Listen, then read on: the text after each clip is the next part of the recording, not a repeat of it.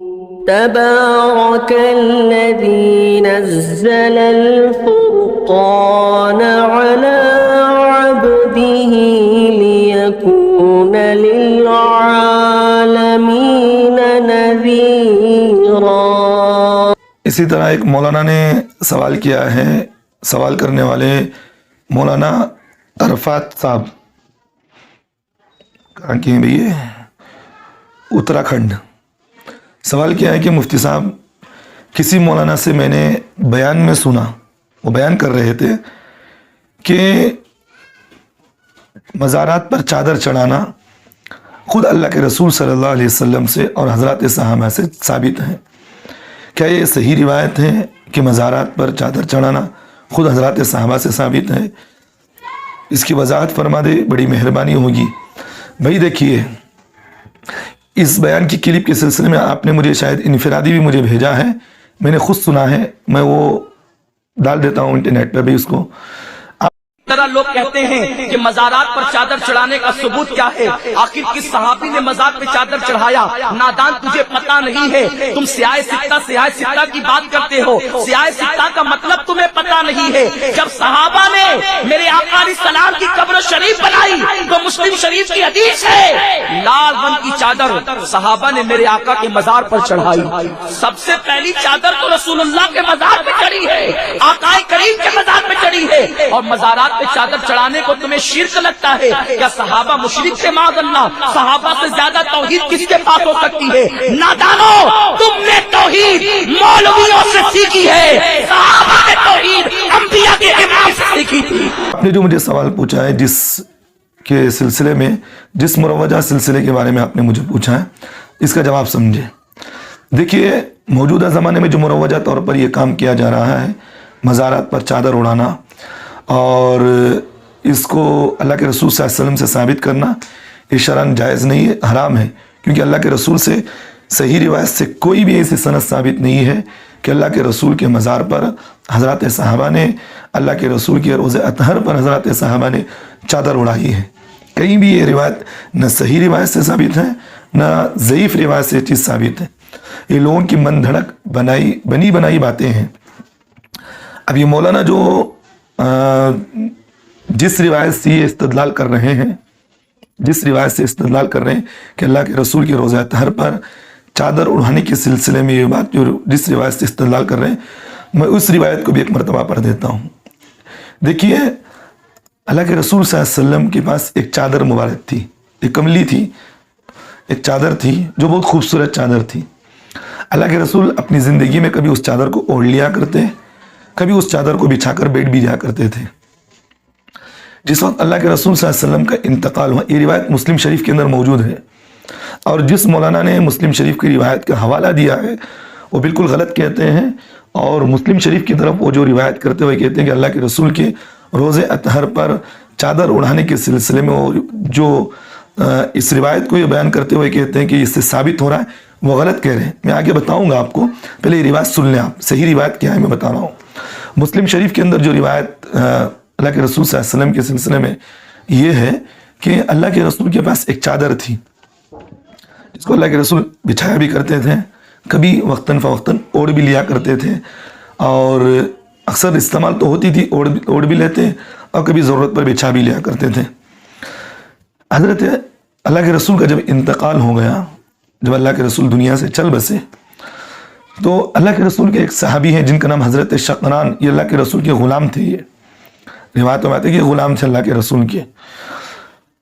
جس وقت اللہ کے رسول کو قبر اطہر میں رکھا گیا تو حضرت شقران رضی اللہ عنہ کے بارے میں یہ بات لکھی ہوئی ہے کہ انہوں نے ایک چیز سوچا کہ بھی جو چیز اللہ کے رسول دنیا کے اندر، ایک ایسی چادر جو اللہ کے رسول کے ساتھ ہمیشہ لگی ہوئی رہتی تھی، یعنی اللہ کے رسول اسے اوپر ڈال لیا کرتے تھے، کبھی ضرورت پر نیچے بچھا بھی لیا کرتے تھے، جو اللہ کے رسول کے ساتھ ہمیشہ جڑی ہوئی تھی، کیوں نہ میں اس چادر کو اللہ کے رسول کے قبر اطہر میں بچھا دوں؟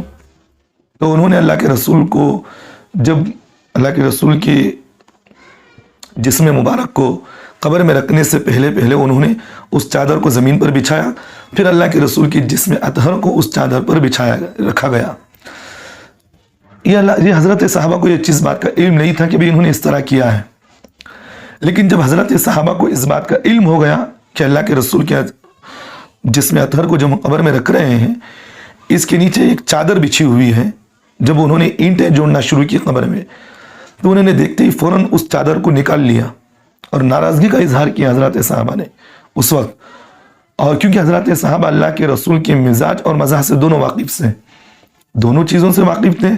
اللہ کے رسول کا مزاج کیا ہے، اللہ کے رسول کا مزاح کیا ہے، دونوں چیزوں سے وہ واقف تھے. انہوں نے سمجھتے بھی تھے کیونکہ اللہ کے رسول کی زندگی کے ہر عمل کو وہ جانتے تھے، کیونکہ امت کے لیے جو اللہ کے رسول نے تاکید کی وہی چیز اللہ کے رسول کے ساتھ حضرت صحابہ نے کیا.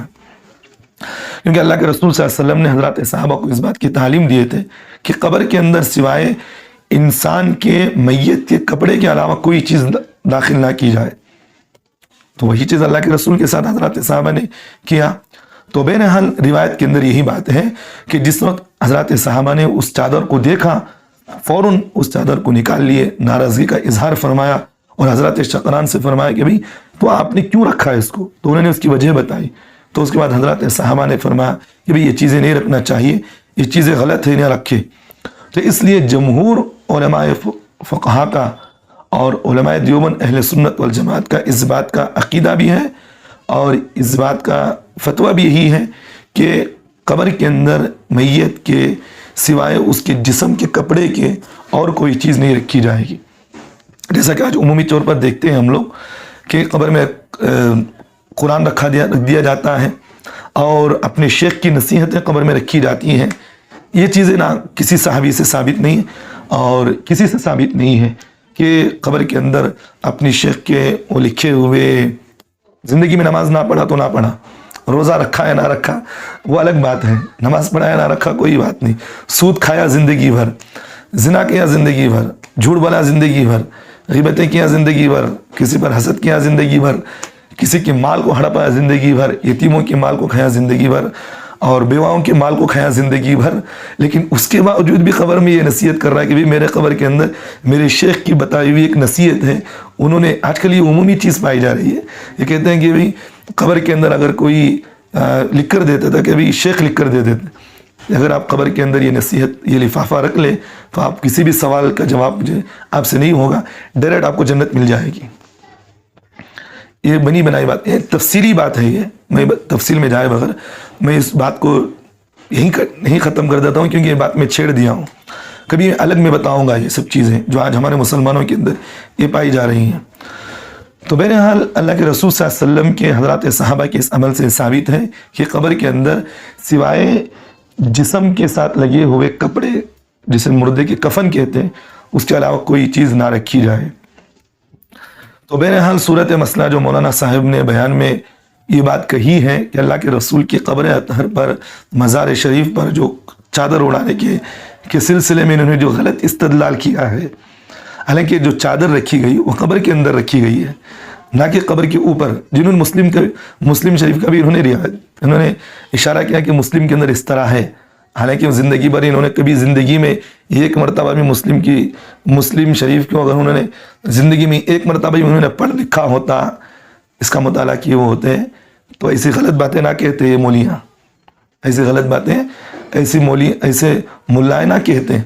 آج یہ بریلوی مسلک کے جو علماء امت کو جو ڈبائے ہیں، جنہوں نے اپنے زندگی کے غرق کو انہوں نے امت کو ڈبایا اور غرق کیا ہے، خدا کی قسم اور کوئی اہل سنت کا لقب لگا کر اتنا ڈبایا نہیں ہے جنہوں نے اتنا امت کو ڈبایا ہے.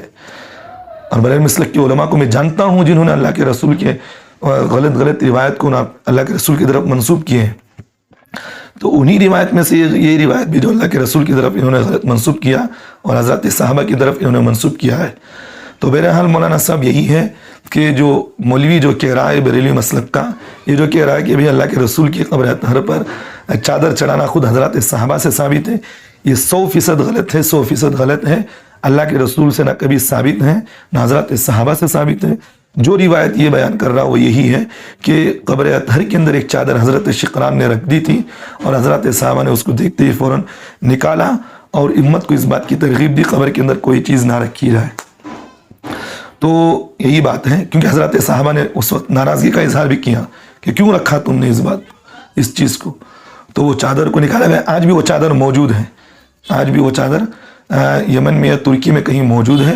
تو اللہ کے رسول ہمیشہ وہ یمنی چادر کو جو اڑا کرتے تھے آج بھی وہ موجود ہے. تو اللہ تعالیٰ سے دعا کرے اللہ ہم تمام مسلمانوں کو صحیح علماء کی اقتدار ہمیں نصیب فرمائے, صحیح علماء کی ان کے ساتھ ہم چلیں اور صحیح بات ہمیں امت کے اندر پھیلانے کی توفیق عطا فرمائے. غلط ملاؤں کی, غلط مولویوں کی باتوں میں پڑھ کر اپنی دنیا آخرت کو برباد کرنے سے اللہ ہم تمام مسلمانوں کی امت کی حفاظت فرمائے. آمین ثم آمین.